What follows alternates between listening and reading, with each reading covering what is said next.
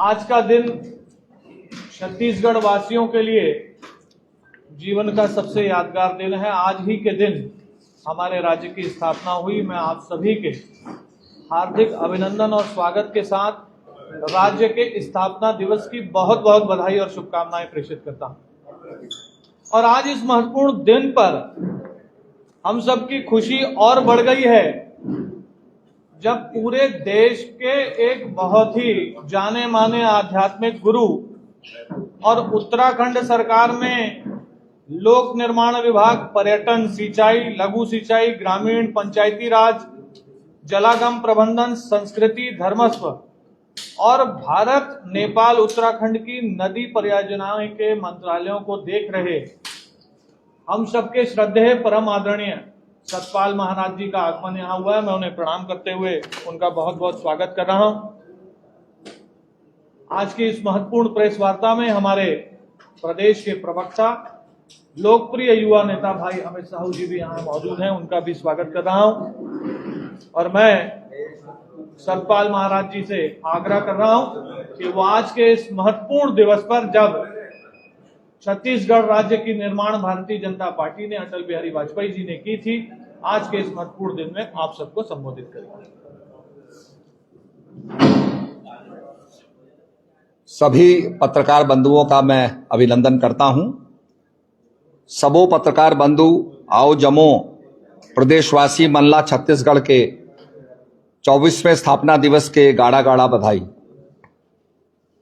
माता कौशल्या जी के भूमि प्रभु श्री राम के ननिहाल छत्तीसगढ़ को मैं प्रणाम करता हूं। आपकी यहाँ की जो संस्कृति है, जैसा कि मैंने पता लगाया, लगभग 10,000 साल पुरानी संस्कृति यहाँ पर है। हूण और कुषाण सभ्यता के अवशेष यहाँ पर मिले हुए हैं। तरीघाट जिला दुर्ग खारू नदी के पास बहुत बड़ी सभ्यता अभी छुपी पड़ी है।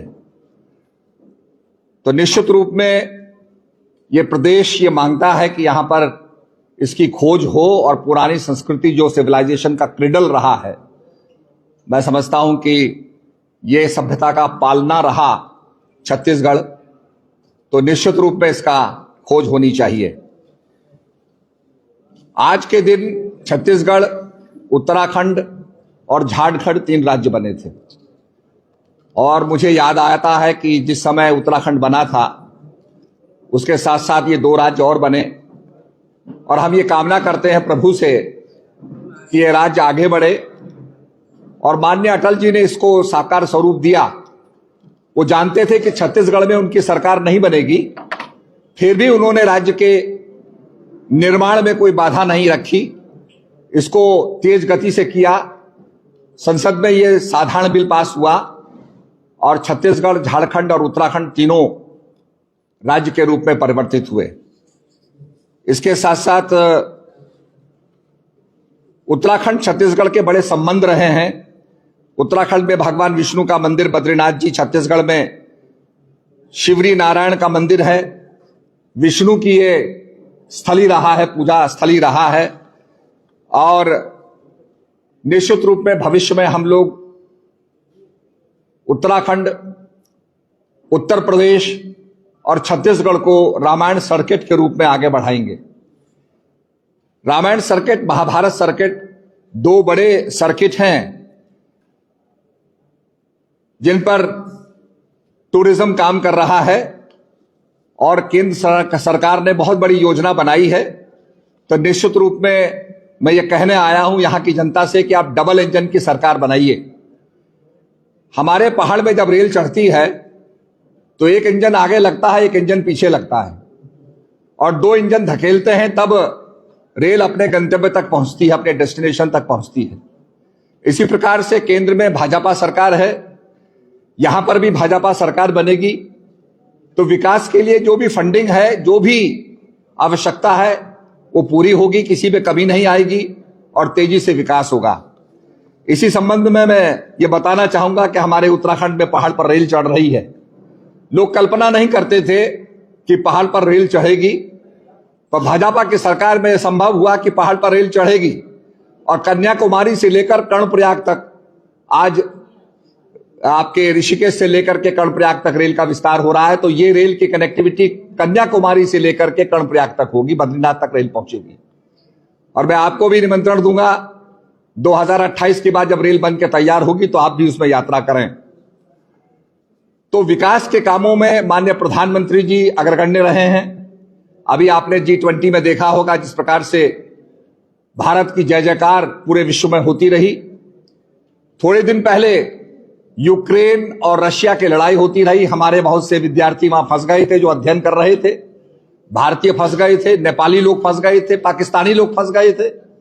माननीय प्रधानमंत्री जी ने वहां के प्रेसिडेंट को, यूक्रेन के प्रेसिडेंट को और रशिया के प्रेसिडेंट को फोन किया और उनसे आग्रह किया कि थोड़ा युद्ध विराम करें, हमें अपने आदमियों को निकालना है।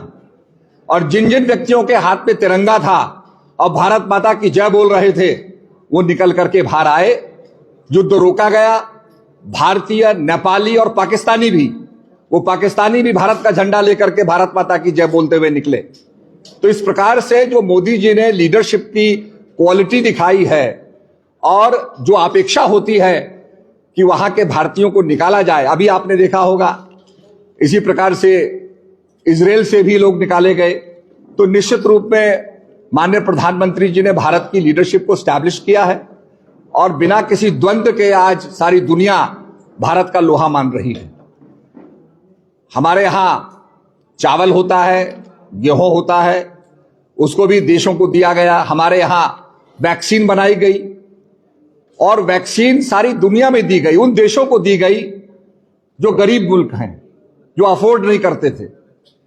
एक डिप्लोमेट कहने लगा हमारे जयशंकर जी से कि भाई आपने वैक्सीन दी है, आपकी वैक्सीन मेरे शरीर के अंदर है और मैं बहुत अनुग्रहित हूं कि आपने हमारे देश को वैक्सीन दी। तो मेरा यह कहना है कि जिस प्रकार से लोग सोचते थे कि India is a very big country और कैसे ये फाइट करेगा कोरोना से, ये कोलैप्स कर जाएगा, इंडियन इकोनॉमी कोलैप्स कर जाएगी, मोदी जी ने दिखा दिया कि प्रत्येक व्यक्ति को एक बार नहीं, दो बार, 3 बार वैक्सीन लगी और निश्चित रूप में हम सब आज सुरक्षित हैं। ये मोदी जी का नेतृत्व है, मोदी जी की क्वालिटी, लीडरशिप क्वालिटी है जिसका ये परिणाम है। और पूरी दुनिया ने देखा, पीपल आर बैफल्ड, लोग अचंभित है कि भाई इतने बड़े देश में इतनी पॉपुलेशन को वैक्सीन कैसे लग गई। तो ये मैं समझता हूं बहुत बड़ी बात है। मैं कुछ दिन पहले, 2 महीने पहले मैं अमेरिका गया। इमिग्रेशन काउंटर पे मैंने अपना पासपोर्ट दिया। वहां के इमिग्रेशन अफसर ने देखा कि ये तो इंडियन पासपोर्ट है। उसने कहा how is Modi ji doing. ये पहली बार था कि इमिग्रेशन ऑफिसर दूसरी कंट्री का पूछ रहा है हिंदुस्तान कैसा कर रहा है, मोदी जी कैसा कर रहे हैं। तो ये हमारे लिए बड़े गौरव की बात थी। तो मैं समझता हूं कि मोदी जी के नेतृत्व में हम आगे बढ़ रहे हैं, देश आगे बढ़ रहा है। और कमियां होती हैं पर उसके साथ साथ जो अंतर्राष्ट्रीय ख्याति हमारा देश प्राप्त कर रहा है, जो हम कहते हैं कि विश्व गुरु, लीडरशिप क्वालिटी स्टैब्लिश करना। योगा को आपने यूनाइटेड नेशन के अंदर स्टैब्लिश किया, आज 80 से ऊपर देश योग को फॉलो कर रहे हैं। ये बहुत बड़ी बात अपने आप में। कांग्रेस काल में भी कांग्रेस को मौका मिला था पर कांग्रेस ने कुछ नहीं किया। तो आज मैं ये कहने आया हूं कि यहां कांग्रेस सरकार ने घोटाले ही घोटाले किए हैं।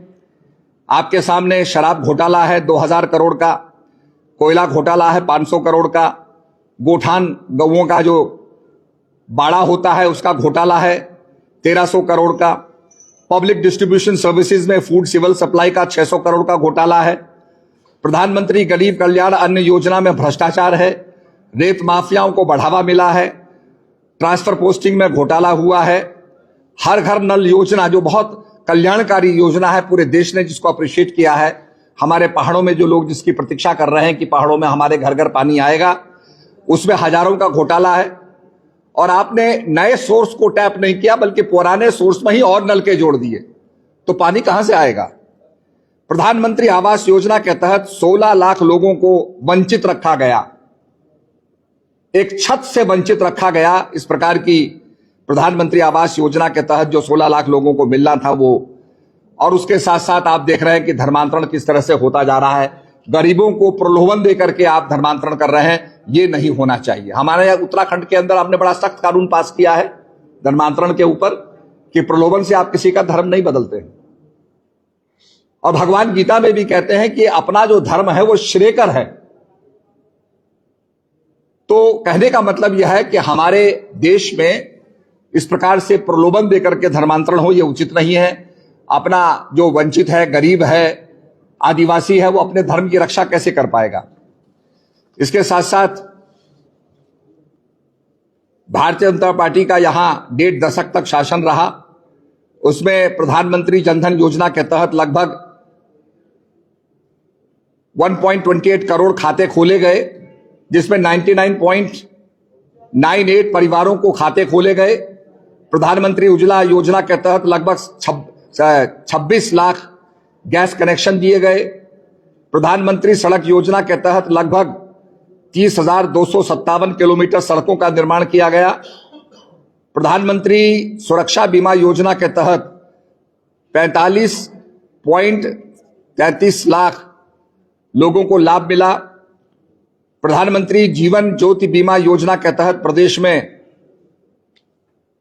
9.48 लाख लोगों को लाभ मिला। प्रधानमंत्री फसल बीमा योजना से प्रदेश के 14,47,000 किसानों को लाभ मिला। जब माननीय प्रधानमंत्री मनमोहन जी की सरकार थी तो प्रदेश को 85,000 करोड़ मिलता था। उसके बाद जब नरेंद्र मोदी जी, हमारे यशस्वी प्रधानमंत्री नरेंद्र मोदी की सरकार आई तो उन्होंने 3 लाख करोड़ जो है राज्य सरकार को दिया। तो विकास के प्रति समर्पण माननीय प्रधानमंत्री जी का देखने को मिलता है। और मैं यही कहना चाहूंगा कि प्रदेश के अंदर डबल इंजन की सरकार लाइए ताकि तेजी से विकास हो और केंद्र की जो सहायता है निश्चित रूप में प्रदेश में पहुंचे। केंद्र की कल्याणकारी योजनाएं प्रदेश भर में पहुंचे, कोई वंचित ना हो, कोई गरीब आदमी वंचित ना रह जाए, यही आग्रह करने में आया हूं कि कमल खिलाइए। बहुत बहुत धन्यवाद। छत्तीसगढ़ और उत्तराखंड दोनों की उम्र एक बराबर है। जी हाँ, जब दोनों की उम्र एक बराबर है तो विकास के मामले में दोनों में क्या अंतर है? विकास के मामले में बहुत अंतर है। आप देखेंगे कि आज के पेपर में ही छपा है कि जो हमारे आम आदमी की जो इनकम है वो उत्तराखंड में ज्यादा है। तो ये खुद ही पेपर में छपा हुआ है। उसमें जो प्रतिशत दिया गया है वो दिया गया है 2,61,000 के करीब दिया गया है प्रति आंकड़ों के हिसाब से। तो ये बताया कि उत्तराखंड बेहतर है, ये खुद ही लिखा हुआ है पेपर में।